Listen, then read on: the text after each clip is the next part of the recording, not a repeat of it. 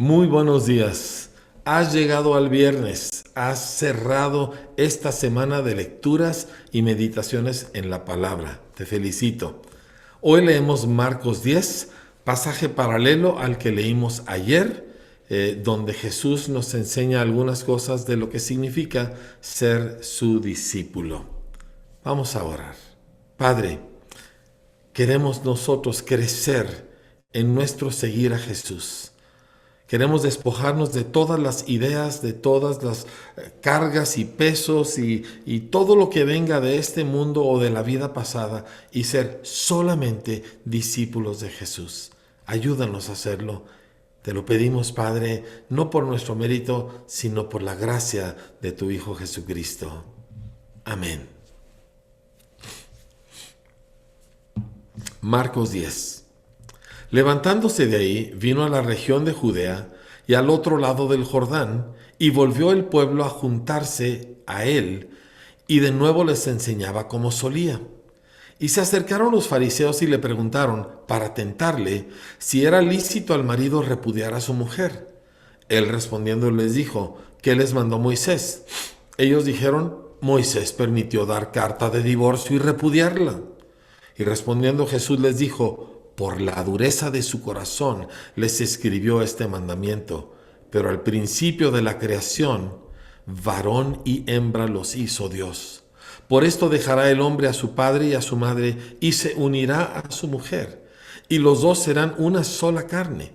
Así que no son ya más dos, sino uno.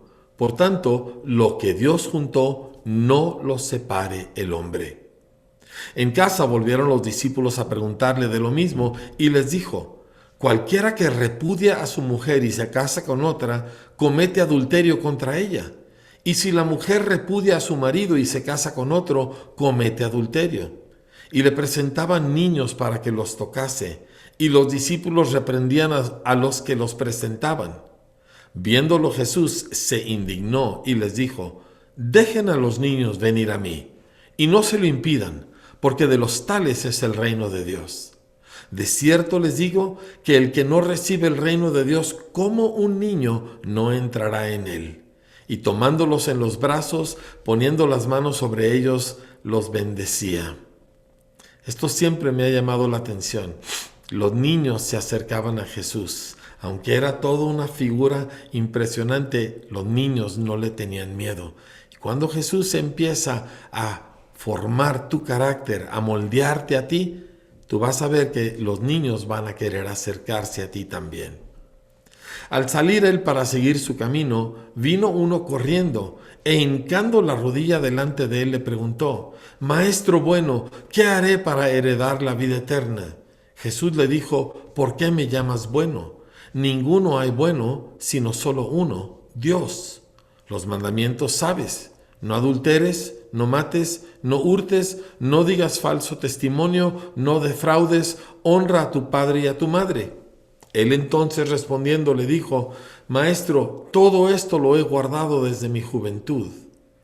Entonces Jesús mirándole, le amó y le dijo, una cosa te falta, anda. Vende todo lo que tienes y dalo a los pobres y tendrás tesoro en el cielo y ven, sígueme tomando tu cruz. Hay quienes piensan que Jesús fue severo, pero el pasaje dice que Jesús lo amó y le extendió una invitación que no extendió a muchos, solo a los que serían su núcleo cercano. El joven no captó que seguir a Jesús es más valioso que todo lo que tú puedas poseer en esta vida. Pero él, afligido por esta palabra, se fue triste porque tenía muchas posesiones. Entonces Jesús, mirando alrededor, dijo a sus discípulos, qué difícilmente entrarán en el reino de Dios los que tienen riquezas. Los discípulos se asombraron de sus palabras.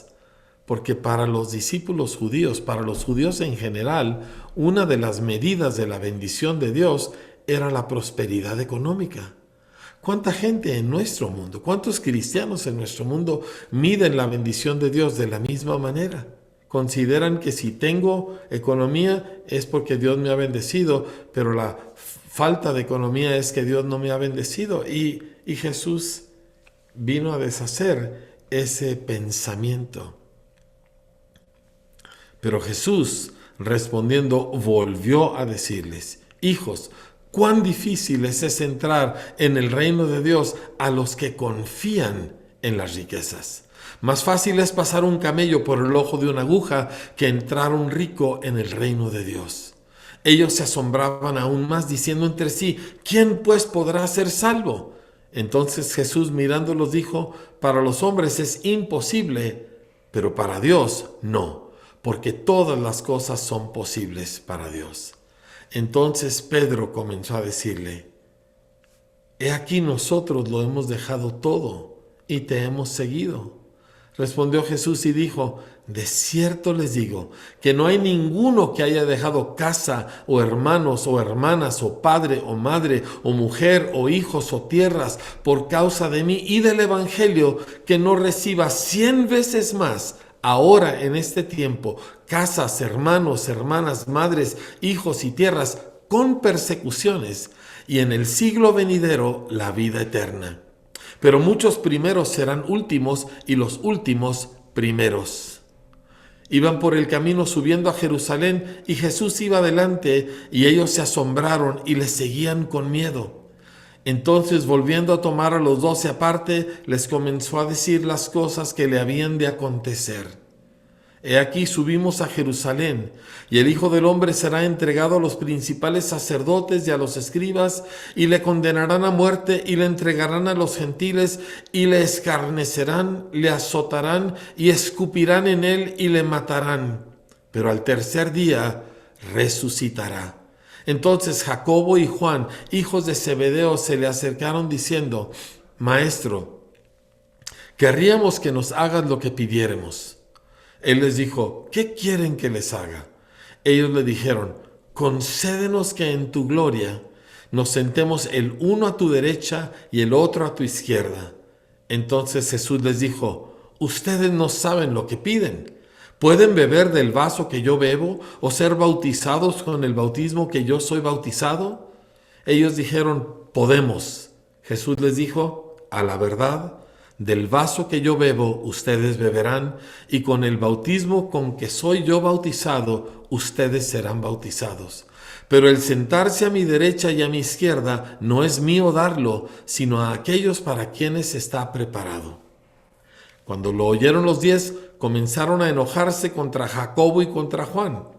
Pero Jesús, llamándolos, les dijo: ¿saben que los que son tenidos por gobernantes de las naciones se enseñorean de ellas, y sus grandes ejercen sobre ellas autoridad? Pero no será así entre ustedes, sino que el que quiera hacerse grande entre ustedes será su servidor, y el que de ustedes quiera ser el primero será siervo de todos. Porque el Hijo del Hombre no vino para ser servido, sino para servir y para dar su vida en rescate por muchos. Entonces vinieron a Jericó, y al salir de Jericó, él y sus discípulos y una gran multitud, Bartimeo el ciego, hijo de Timeo, estaba sentado junto al camino mendigando. Y oyendo que era Jesús Nazareno, comenzó a dar voces y a decir: Jesús, hijo de David, ten misericordia de mí. Y muchos le reprendían para que callase, pero él clamaba mucho más: Hijo de David, ten misericordia de mí. Entonces Jesús, deteniéndose, mandó llamarle, y llamaron al ciego diciéndole: ten confianza, levántate, te llama.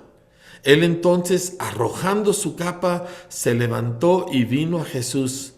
Respondiendo Jesús le dijo: ¿qué quieres que te haga? Y el ciego le dijo: Maestro, que recobre la vista. Y Jesús le dijo: vete, tu fe te ha salvado. Y enseguida recobró la vista y seguía a Jesús en el camino. Esta sea tu historia y la mía. Jesús nos ha rescatado, nos ha abierto los ojos, nos ha vuelto a la vida. Síguelo. Deja todo, pierde todo, pero síguelo. No te afanes, no dependas, no confíes en lo que tienes. Sigue a Jesús, porque hay recompensa. Y solamente Este es el camino seguro. Toma tiempo para escribir el versículo de memoria de esta semana, Salmo 119, versículo 11, y nos vemos con el favor de Dios el lunes.